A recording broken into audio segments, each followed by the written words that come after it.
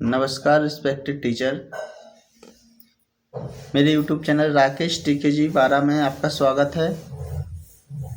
इस वीडियो में मैं जो आपका एग्ज़ाम होने वाला है, जिसमें आपके पेपर में बाल विकास और शिक्षा शास्त्र के 30 नंबर के क्वेश्चन आते हैं, तो उसके लिए मैं इस वीडियो में एक प्रैक्टिस सेट डाल रहा हूँ। तो आप इनको अच्छे से याद कर लीजिए और समझ लीजिए। ये आपके पेपर में ज़रूर आपको मदद करेंगे, बाल विकास और शिक्षा शास्त्र में भी, और साथ में जो आपका हिंदी का पेपर आता है 30 नंबर का, पर्यावरण में आते हैं, और गणित में भी आपके 30 नंबर के क्वेश्चन आते हैं। तो उसमें भी जो कुछ क्वेश्चन रहते हैं वो बाल विकास और शिक्षा शास्त्र पर आधारित ही रहते हैं। इसलिए आप जो बाल विकास और शिक्षा शास्त्र है इसका अच्छे से अभ्यास कर लीजिए, तो आप पेपर में ज़रूर अच्छे से सफल हो जाएंगे, ऐसी मेरी आशा है। तो आप इस वीडियो को पूरा देख लीजिए और अपने पेपर की अच्छे से तैयारी कीजिए। तो चलिए फिर वीडियो को स्टार्ट करते हैं। इस मॉक टेस्ट का पहला क्वेश्चन है,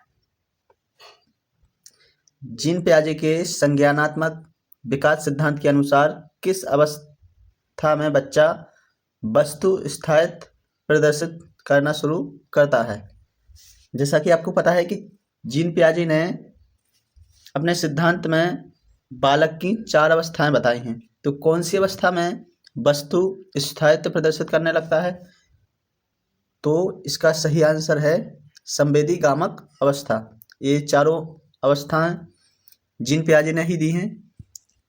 इसकी व्याख्या भी यहाँ पर दी गई है। शिशु जीवन के प्रथम 18 और 24 महीनों में यह समझने लगता है कि वस्तुएं सामने न होने पर उनका अस्तित्व बना रहता है। इसे ही क्या बोलते हैं? वस्तु स्थायित्व कहते हैं। सेकंड क्वेश्चन है, लेव वाइगोत्स्की के अनुसार बच्चों के सीखने में समीप विकास का सिद्धांत, जिसको शॉर्ट में बोलते हैं ZPD, क्या दर्शाता है? तो इसका सही आंसर है वो सी है, सहायता के साथ और स्वतंत्र रूप से किए जाने वाले कार्य के बीच का अंतर।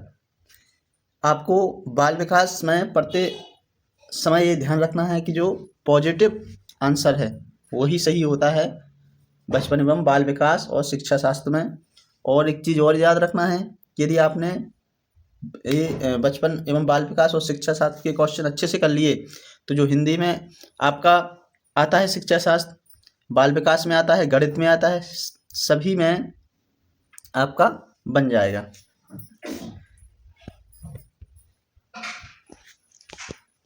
थर्ड क्वेश्चन है,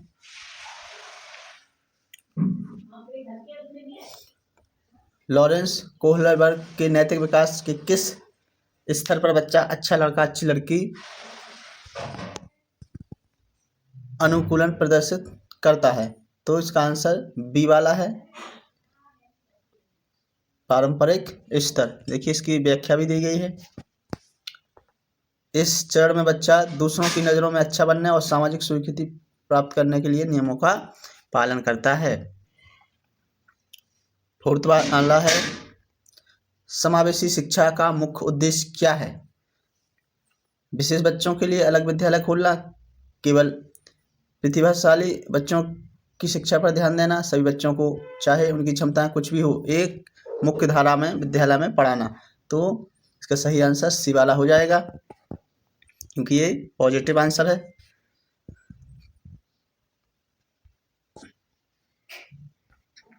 फाइव वाला, राष्ट्रीय शिक्षा नीति 2020 के अनुसार प्राथमिक स्तर पर शिक्षा का माध्यम होना चाहिए। तो आपने पढ़ा होगा मातृभाषा या स्थानीय भाषा या क्षेत्रीय भाषा है वो होना चाहिए, तभी बच्चे अच्छे से समझ पाएंगे।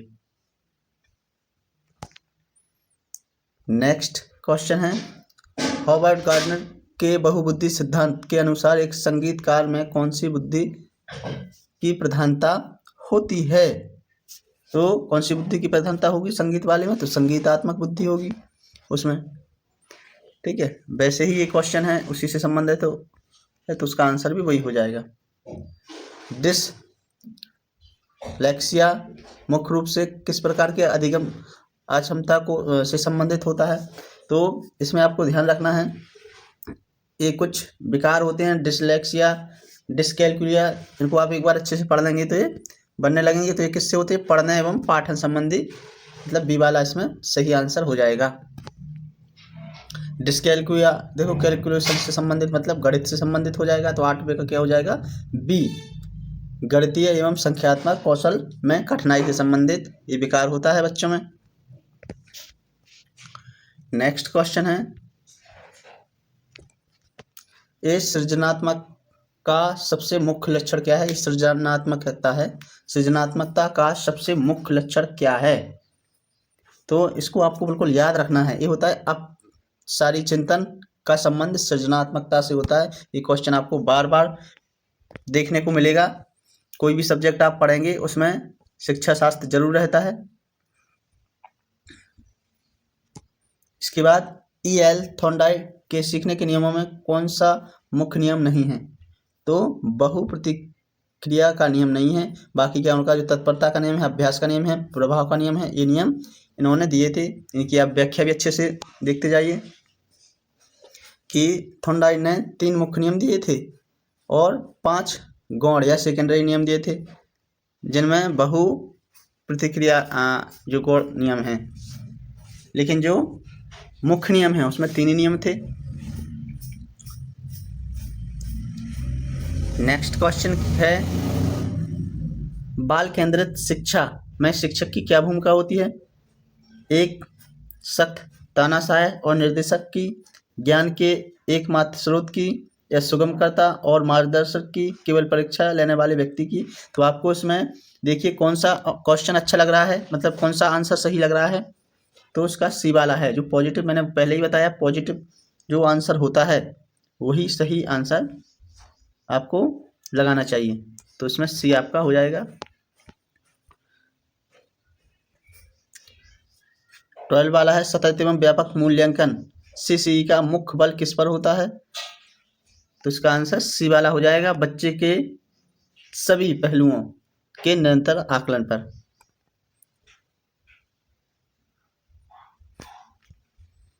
13 वाला है, 13 वाला है, विकास का मस्तकाधोमुखी नियम क्या बताता है?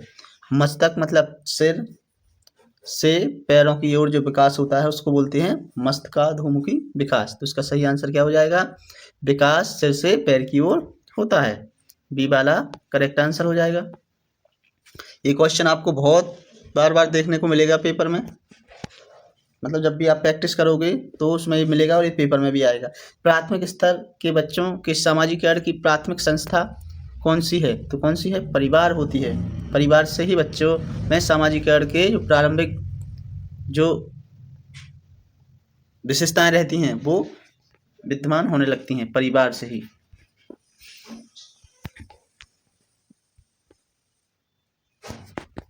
फॉर्मेटिव असेसमेंट रचनात्मक मूल्यांकन का मुख्य उपयोग क्या है? शिक्षण अधिगम प्रक्रिया के दौरान बच्चों की प्रकृति को जांचना और सुधार करना, मतलब इसमें ए जो हो जाएगा वो सही आंसर हो जाएगा। अधिगम के पॉपलॉव के शास्त्रीय अनुबंधन सिद्धांत में घंटी की आवाज क्या है? तो ये आपको याद रखना पड़ेगा, ये क्या है? अनुबंधित उद्दीपक है। 17 आंतरिक प्रेरणा का सबसे सही उदाहरण कौन सा है? जो अंदर से अपन को मोटिवेशन मिलता है उसका, ठीक है। तो इसका क्या हो जाएगा? अपनी आत्म संतुष्टि और रुचि के लिए नई पुस्तकें पढ़ना, ये क्या है? आंतरिक प्रेरणा का उदाहरण है।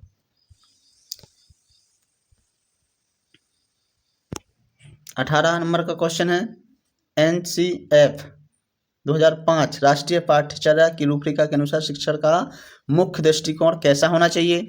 तो शिक्षक केंद्रित, पुस्तक केंद्रित, रचनावादी या फिर परीक्षा केंद्रित? तो इसका सही आंसर क्या हो जाएगा? रचनावादी, सी सही आंसर हो जाएगा।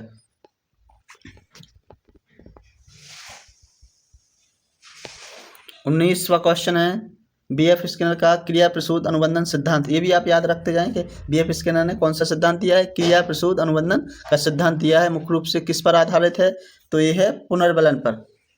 इसका हो जाएगा ए, सही आंसर हो जाएगा रेनफोर्समेंट। 20वां क्वेश्चन है जो कि महत्वपूर्ण है, महत्वपूर्ण सभी हैं। ये प्रैक्टिस करते करते जो भी पेपर में आएंगे आपसे वो बनने लगेंगे और बहुत सारे क्वेश्चन इसमें से भी पेपर में आ सकते हैं।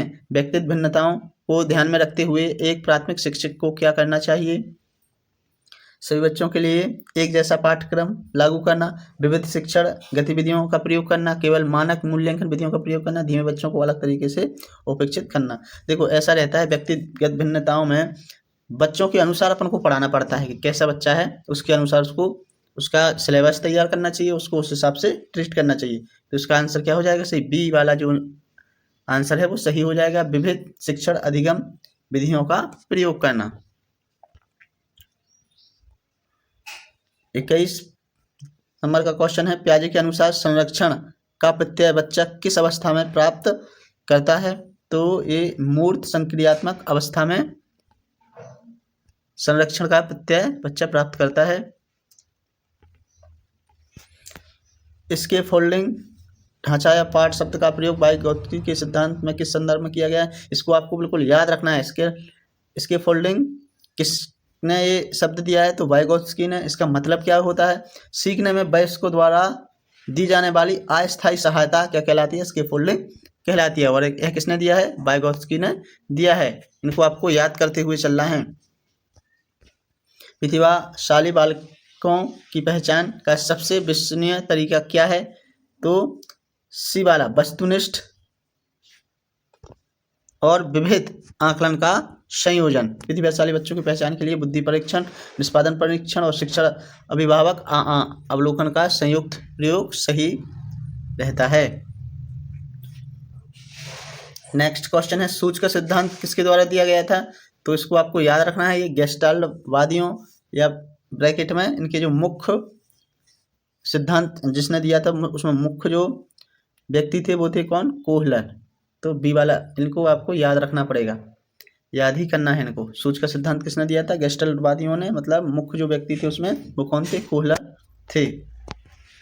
समावेशन और समायोजन की अवधारणा किस सिद्धांतकार ने दिया था, तो ये दिया था जीन पियाजे ने। समावेशन और समायोजन, तो इसका सही आंसर क्या हो जाएगा, जीन पियाजे।